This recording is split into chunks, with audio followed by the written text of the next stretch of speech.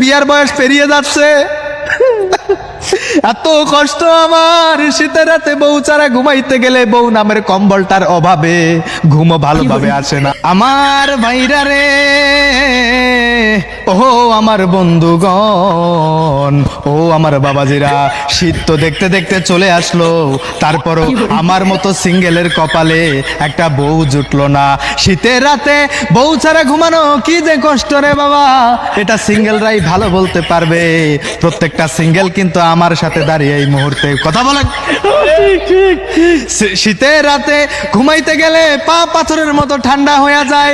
এক পা যখন আরেক পায়ের সাথে স্যাঁত কইরা লাগা ওঠে, তখনই মনে হয় যে আমারও একটা বউয়ের প্রয়োজন আছে।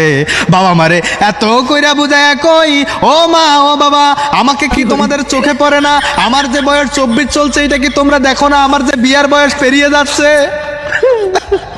এত কষ্ট আমার, শীতের রাতে বউ ছাড়া ঘুমাইতে গেলে বউ নামের কম্বলটার অভাবে ঘুমও ভালোভাবে আসে না। তারা কি বোঝে না? কারণ তারাও তো অল্প বয়সে বিয়ে করেছে। মা বারবার ডেকে বলে, ও বাবা, তোমার বাবাকে যখন আমি বিয়ে করেছি তখন আমার বয়স ছিল 15, তোমার বাপের ছিল 13, তাহলে আমার যে 24 চলে, তোমরা কি এটা চোখে দেখো না? এত কষ্ট, শীতের রাতে ঘুমাইতে গেলে খালি বারবার বউয়ের কথা মনে হয় যে আমারও যদি আজকে একটা বউ থাকতো তাহলে কি যে ভালো হতো রে বাবা। তারপরে আরো একটা কথা হচ্ছে, এই যে বাবা মা যে বিশাল বৈষম্য করে রেখেছে, এখন তার জন্য আমরা কি করতে পারি? কি করতে পারি?